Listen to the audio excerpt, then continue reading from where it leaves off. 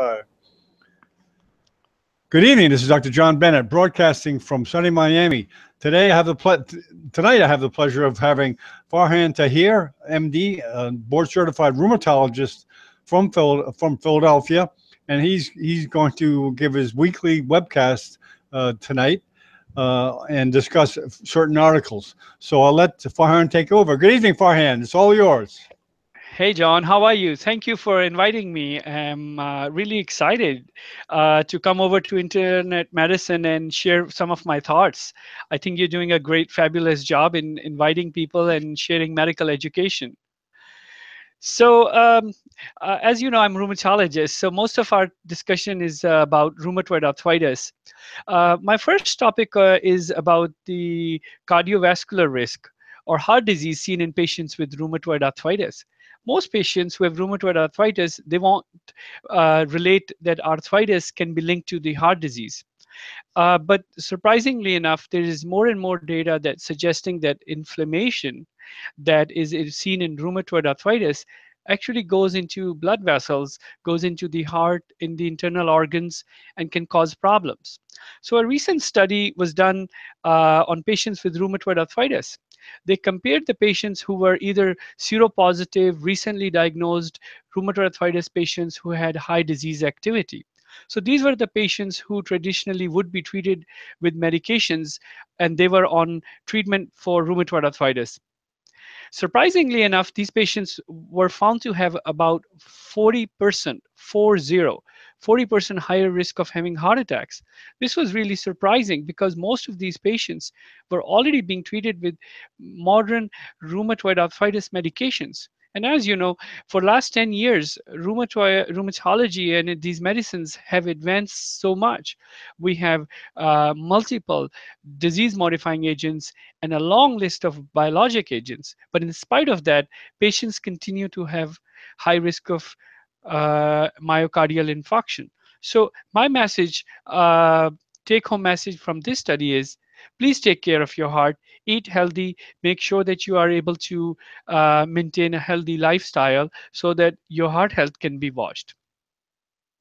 So, um, is there anything that you want me to specifically say, or you want me to proceed to the next topic? Whatever you want to do. Okay.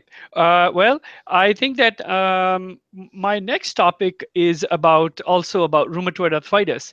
But an important factor that most patients with rheumatoid arthritis can agree with me is that sometimes doctors in their office visits tend to forget about fatigue and pain questions for patients with rheumatoid arthritis.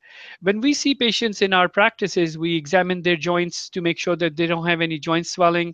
We also look at their labs. Review their medications and medication profile and the side effects they may have. And sometimes in busy day schedule, we tend to forget about asking patient how much pain and fatigue is it what they feel is going on. So a recent study was done on patients with rheumatoid arthritis, and these patients were currently being treated with traditional medications. The patients were thought from rheumatologist standpoint that they're doing excellent. They're doing very well. Their rheumatoid arthritis is well controlled. But when the tables were flipped, when the patients were given the questionnaires and they were asked, what do you think your health status is in terms of rheumatoid arthritis? Most of the patients, about 30%, said they didn't feel that good. And that was different than what the doctors said, but the patient didn't feel good. So they looked into their answers and found out that patients had significant amount of pain and fatigue which was not addressed properly. So take home message from this study is, well, we got to ask about what is the pain and fatigue. We need to find out objective ways of uh, treating, assessing and treating fatigue and pain in patients with rheumatoid arthritis. Most of the times I use a questionnaire with patients. It's called modified hack score, and I specifically ask for fatigue because, believe it or not, fatigue can directly relate to inflammation in the blood and inflammatory markers. And I try to ask also about their sleep because poor sleep can lead to increased amount of fatigue in these patients. So the take-home message is that until and unless we also address pain and fatigue in patients with rheumatoid arthritis, their labs may look great, their markers of inflammation may look great, but the patient may not feel better. And at the end, it's all about the patients. It's all about that we are here to take care of the patients and they need to feel better and they need to enjoy their life. And we should give them resources to improve pain and fatigue. I also think that sometimes thinking outside the box can help. Think, talk to patients about introducing a diet which is rich in omega-3 and reducing saturated fats and omega-6 that can shift the signals. Um, Also, offer them help to see acupuncturist, massage therapy, stretching exercises, yoga. I even tell patients to do meditation so that it could help them um, control some of the pain which is central in origin, because not all the pain that we feel is coming from our joints. Sometimes the pain is coming from the brain centers that tell us that our body is in a lot of pain. So addressing mind and body in rheumatoid arthritis is really important. So that is pretty much the summary that I get out of this study. Pain and fatigue um, matters a lot to patients with rheumatoid arthritis. Farhan, do you mind if I um, ask you a couple of questions now? sure, sure, Yeah, sure. because I'll probably forget all the articles if you do all of them. As regarding heart disease, did you notice in your practice the higher incidence? Was that something you noted before the study? Yeah, well, be honest with you, most of the time, patients, when we ask them about their heart history, they're really not putting this together. I Hmm. have read about it. Fortunately, most of my patients, when they talk to me, I emphasize a lot on, diet rich in omega-3, and I tend to tell them a lot about their diet and lifestyle. So I haven't had any patients, thankfully, in my practice who had heart attack while they were being treated with rheumatoid arthritis. But I'm aware that this is not new literature. This is not new. Actually, I know about this 5 years into the practice now. But Okay. what I find surprising is that most physicians or patients would not relate it to together. So women, mostly they have rheumatoid arthritis and they tend to ignore their heart health. Their cardiovascular health is not their main objective. So I tell them you need to get more evaluated for any Right. underlying or silent heart disease. So Right. I would say we still need to do a better job to spread the word about relationship of heart disease and rheumatoid arthritis. Okay. You said an interesting thing about labs not necessarily correlating with symptoms. That's a very interesting point. So someone could have terrible labs but really not feel too bad. Yeah, so that is right. And this happens because our mind and body are very connected. Just like patients who sometimes go through a stressful condition and develop a condition called post-traumatic stress disorder. Similarly, when a patient develop rheumatoid arthritis, their brain centers become hypersensitive, hypervigilant to pain, and that pain may not be obvious in the labs, that may not be obvious in the form of noticing swelling in the joints, but it is important for patients because they have that pain. So yeah, we sometimes have to definitely think beyond just the labs, look at the patient, ask them how their life is. Okay. Very good. Okay. Let's go on with the third article, please. My third article is about patients who are rheumatoid arthritis diagnosis based on their blood test, and they were evaluated to see how their hand grip is. We all know how important it is for human beings to use their hands because we write with it, we almost do everything with our hands, including many people's job depend on their hands. Now, rheumatoid arthritis patients, as you know, the hand joints of small joints of the fingers and the wrists can be affected. And sometimes most rheumatologists, we go and feel the patient's joints. And sometimes we do MRIs, sometimes we do ultrasounds. And we can easily treat these inflammation in the patient by these strong medications we have. But here is a point that was interesting in this study. We never assess patients' grip strength. in our day-to-day practice, which is an important thing because this study looked at patients starting out in the first year of diagnosis and they followed them for up to 5 years. And they found out that if you give strength hand grip a measure, they call it newtons. It was 139 for rheumatoid arthritis patients versus 244 for normal healthy controls. So there's a huge difference. Patients over 5 years lose grip strength. That could affect somebody's life, their job, Hmm. their tendency to actually get in accident. I've seen patients who drop things from their hands, and we need to do a better job in getting them to occupational therapists. I remember in my practice, I closely work with some good occupational therapists. And when I start seeing patients, I tell them, you need to see my patients at least on a 6 months basis to make sure that they are educated on hand grip and strength. And simple things like, get this squeeze ball, do these exercises, whether these are hand exercises of small joints, your wrists, range of motion, all of this would help you because if you don't use it, you're going to lose it. Right. So you might encourage patients with rheumatoid arthritis to actively exercise with their Actively wrists. exercise with their wrist and with their hands, and I show them examples of holding on to a squeeze ball that you can get it from a dollar store or from CVS and any stores, and just squeeze them. Use your hands. Don't think that if you don't have pain your strength is going to be same. No, over time the rheumatoid arthritis makes your muscles atrophy, lose the muscle mass, and you lose strength. Well, that's a good And point. You may be measuring grip strength like a vital sign, like the blood pressure, pulse, I mean, grip strength. I wish I was. I have to admit that I could do a better job Yeah, in doing it more often than we are. And with this, after reading this study, I have made a point in back of my mind that I should at least address it on my patient visits to make sure that they are doing it in at their homes, these exercises. very good. Okay, on to the next article, please. All right. So one of the things that I'm really interested is how diet and relates to inflammation.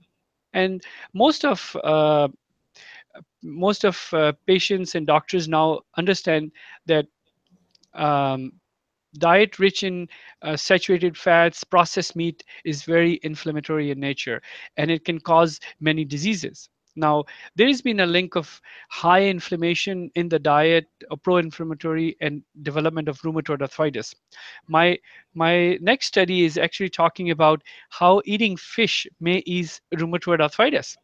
And I have always been promoting anti-inflammatory Mediterranean style diet. And this study looked at patients who had rheumatoid arthritis and they were treated with standard treatments, but they were given a questionnaire about their diet. So the patients filled out how many times they eat fish, and they were recorded to have what type of fish they were eating, how many times a week they were eating, and they found out that patients who ate at least 2 times fish, 2 times a week, fish of any kind, they had tuna, salmon, sardines, and the fish could have been baked, steamed, broiled, or raw fish. The patients who had at least 2 fish a week, they had better outcomes in terms of their rheumatoid arthritis than patients who never ate fish. Hmm. So there is a relationship how fish can reduce inflammation. And it's simple, and it was validated by doing testing like checking for joint inflammation, c-reactive protein, and das-28 scores, which is how we measure how many joints are inflamed and swollen, um, and subjective feeling of how patients feel and how doctors feel about arthritis on that particular patient. So it was amazing. It was I think there is one thing that this study didn't mention is that people who eat fish, you would notice, John, that those people are mostly conscious about their health. Hmm. And I think they also eat other resources which are good, like their food is rich in omega-3 from avocados. They may eat walnuts, but this study just asked about fish, and it was evident that fish could make a difference. And I think we should promote healthy eating. people who don't like fish, I said, okay, that's fine. You could increase omega-3 from other sources. You have avocados, you have extra virgin olive oil, you have you know um, things like flaxseed. So, but we should continue to promote healthy eating lifestyle, increasing omega-3. So fish was found to be helpful. I was very happy to see this study. Well, a personal note here, Farhan. I had a mild stroke, and they did lipid profile, etc. And I went on a vegetarian diet because heart disease is essentially a Western disease. And I was surprised. I thought I'd really miss meat, but I did not miss meat. And my Wow. cholesterol was cut in half in 11 months. So Wow, that's amazing, yeah, it is John. I amazing. think you are a role model for a lot of us and a lot of our patients, because we need to lead it as a for our patient as an example for them, because Yeah, I can't imagine that we can convince people if we don't practice what we preach. So I appreciate you sharing your personal story with us. the fish. Fish certainly. I really was surprised that I did not miss meat.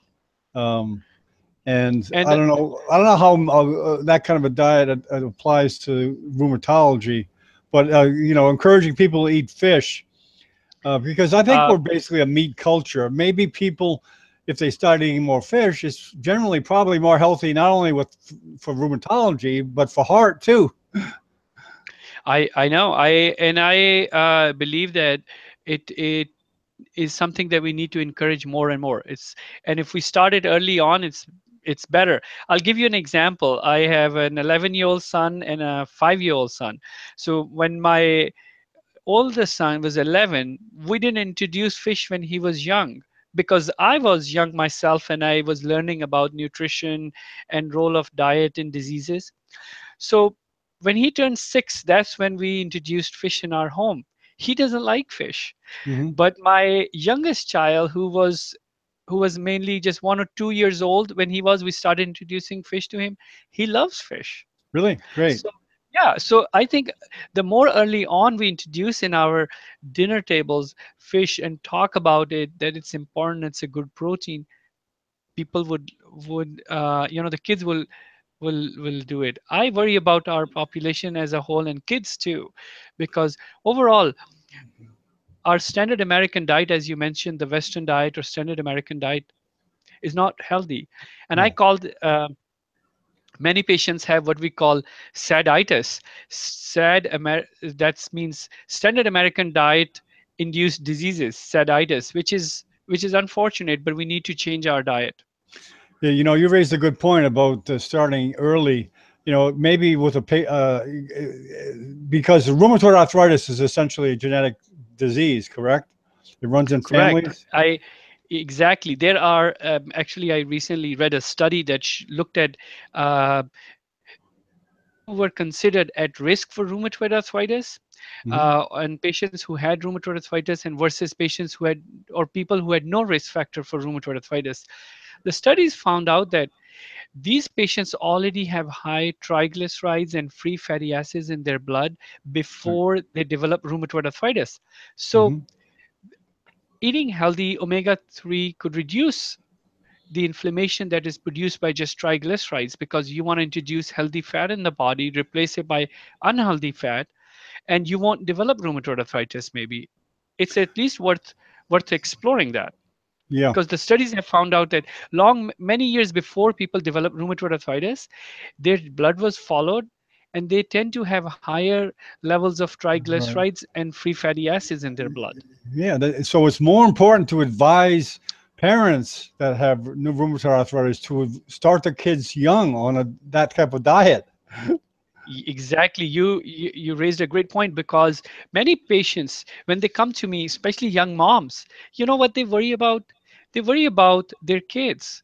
Yeah. They worried about, and I take a point. I said, one thing that you can take home today is you're gonna bring introduced healthy diet in at your home. Try to go for organic diet, grass-fed meat, locally raised farms where you can get vegetables, introduce walnuts. So healthy things, healthy diet and habits would go a long way, Very good. Okay, do you want and to we go to could the prevent a next? lot of diseases.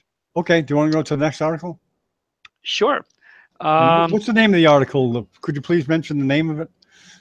sure. So our next article that we're going to discuss about is interstitial lung disease boosts mortality in rheumatoid arthritis. So, this is about the systemic nature of rheumatoid arthritis.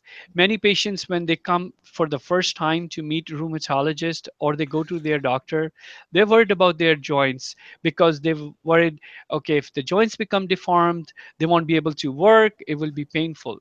But as we mentioned earlier on in our discussion, uh, the inflammation goes deeper than joints, and lungs are one of the easy targets for rheumatoid arthritis. So, a study looked at patients who had rheumatoid arthritis. About uh, 39% of patients who had active disease of rheumatoid arthritis and also had rheumatoid factor developed a disease called RA lungs. RA lungs or interstitial lung disease is a complication of rheumatoid arthritis. Now, this disease is commonly seen in patients who also tend to have aggressive disease and have antibodies positive for rheumatoid arthritis. So, I would suggest that patients who develop rheumatoid arthritis and have any breathing difficulty, they feel like that they're getting easily winded, they can't perform the physical activity they used to, they should definitely raise it to this concern with their rheumatologist and with their doctors so they can be screened for it.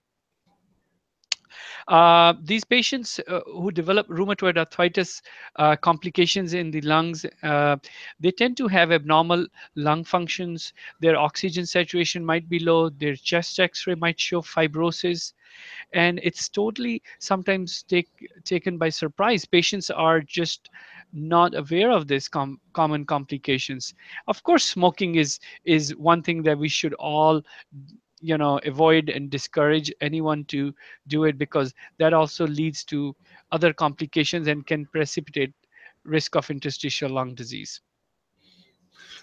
So You know, the it's such an important part of I think a parent nowadays is bringing up a child that doesn't smoke. I Essentially, it's yeah. such a big health risk as far as well, rheumatoid disease too, I guess. Yeah, So I mean, they have found out that smoking in itself is a risk factor for rheumatoid arthritis. Obesity in itself is a risk of rheumatoid arthritis, and these are all lifestyle changes. If we look around, many of the diseases we have in Western lifestyles are actually self-inflicted to some degree because of the environment we are. Because a lot of science now talks about epigenetics, environmental effects of toxins on our genes that trigger us to develop certain diseases. And rheumatoid arthritis is no exception, because it all starts with our immune system attacking our joints and going deeper into other organs. So this study was interesting. I have actually, I was fortunate to get my training at University of Michigan, and we had a great faculty and a relationship with pulmonary department there. And I saw a great deal of lung pathology in rheumatoid arthritis, and I was surprised. I was a young fellow, and I was learning and understanding how much of the lungs inflammation could be related to rheumatoid arthritis. And mhm. be honest with you, another common problem that we see is many rheumatoid arthritis medications could also cause lung injury. So, patients who can commonly be started on methotrexate, they could develop rheumatoid arthritis related lung disease, which can be triggered with methotrexate. And sometimes we have new biologic agents that could trigger development of interstitial lung disease. And this is on top of risk of infections. Is it thought, Farhan, that the medication may cause the lung disease or the rheumatoid arthritis itself? So answer to the question is both. Both Oh, can okay. cause it. Okay. Both can cause it. And differentiation between one or the other is based on, first, if they are on the medicine that is culprit for this disease. We first tend to blame that, because it gets very hard to differentiate the drug versus the disease itself. So first we remove the medication that could be an offending agent, such as methotrexate or any biologic agent that we think can cause it, and we give them a treatment for that lung disease, maybe steroids to help reduce inflammation. But sometimes it's really hard, and we can't use those medications again. So Hmm. screening and asking questions and be vigilant about these disease and medications is important. Hmm. Very good. Yeah. Okay. Do you have another article you want to discuss? Sure. The last article that I want to talk about a little bit about is, um, when patients are going through aggressive form of rheumatoid arthritis, and they have tried medications,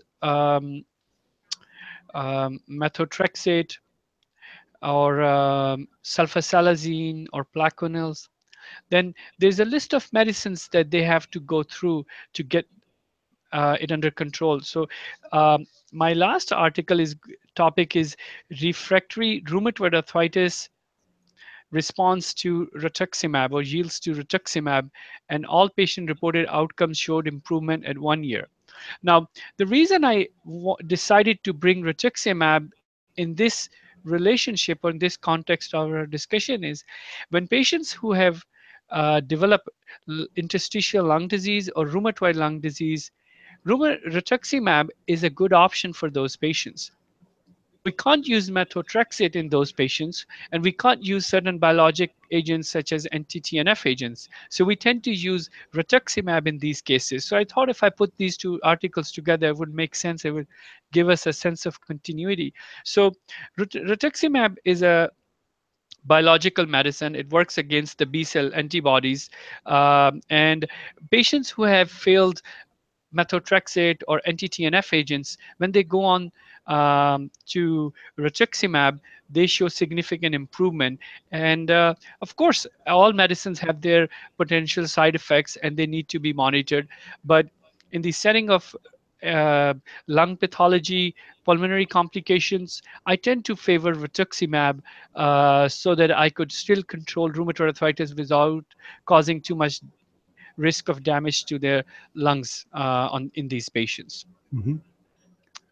Very good. Uh, so so again, I think we should all realize that rheumatoid arthritis tends to affect internal organs. Inflammation goes into blood vessels, into our lungs, into our heart. It can go into kidneys and brain, and we should be vigilant. And we should do everything we can in our capacity to reduce inflammation in our body so that we can reduce risk of developing rheumatoid arthritis. Hmm. Because wouldn't it be nice if people didn't have rheumatoid arthritis rather than us trying to treat it aggressively with medications? Right. The promise of genomics, of altering genes to affect the possibility of getting disease. Yeah, I CRISPR, mean, CRISPR. this is amazing. You raised an interesting point, and I to that point, I would tell you, I was actually recently traveling to Japan, and I went to one of their museums of science and technology, and there was a whole section dedicated to precision medicine. And I think they're doing great work in identifying the genomic profile of individuals and finding out how each person's risk could be identified ahead of time, so that when they if they develop the disease, how they would be treated specific to their genetic markers, so that you're not trying on medications to them, but you exactly know what medicine would respond based on their genetic profile. Hmm. And the future pharmacy was not a drug name, but a genetic profile of an individual name for which the medicine was made. It was Hmm. amazing. And I think that future of human treatment and medical knowledge has to be based on precision medicine, on individualized medicine. And there's a great deal of more information to come on genes and how we could treat for each individual's patient's need. Because Every individual, if two kids raised in the same environment won't not develop same diseases, because there's role of epigenetics, environment, and we can modify them to a large degree. Hmm. Yeah. Are you familiar with any studies that show genomics of rheumatoid arthritis? Uh, I have lately been studying about some new markers okay. in the blood that have been found to traditionally in our patients we see rheumatoid arthritis patients, we can identify them based on their blood test of antibodies. But a Mhm. recent study came out, which we can talk about it next time. They found out 4 genetic markers in the blood that Mhm. once it becomes widely available, we could screen many patients that we miss right now, that we won't diagnose them with rheumatoid arthritis because they don't have the blood test. So there is actually studies coming into publications that are teaching us how the genetics information is going to help us diagnose and treat patients better in rheumatology. Um, Another thing I would like to mention is um, a great deal of research is going on our intestinal microbiome or GI health. A lot of diseases that are related to autoimmunity, including rheumatoid arthritis, it is believed that the alteration of our genes starts in our gut. So food which is antigenic or mycobacterium imbalance of healthy versus unhealthy mycobacterium, that leads to change in our genetic pool of microbiome that we carry in our gut, and that leads to development of diseases. So a great deal of information is coming along that way, which I'm excited and looking forward to. Yeah, the microbiome is now considered an organ. Have you heard Yeah, about that? it's I It's I was recently classified as a separate organ. I did not know that. That Yeah, is amazing. But I yeah. recently read a study, actually a book, Super Genes, which talks about that if you have bad genes, you can still overcome many diseases and reduce your risk of having those diseases if you change your microbiome by eating healthy and avoiding processed food. And one of another good thing I read in that book was role of meditation, Hmm. how that could change your genetic profile. So I think it's gonna be interesting more and more as we understand about human body and how we can positively impact our genes through our Well, lifestyles. we have a couple of possible topics for the following week: genomics and rheumatoid arthritis, the microbiome and rheumatology. So Yeah, we'll continue to discuss interesting topics. great. Well, I'd like to thank you, Farhan. Excellent presentation, and we'll be seeing you next week at Thank you, 7:15. John. Thank It you. was pleasure being here. Thank you. Have a great day. Bye. Thank you.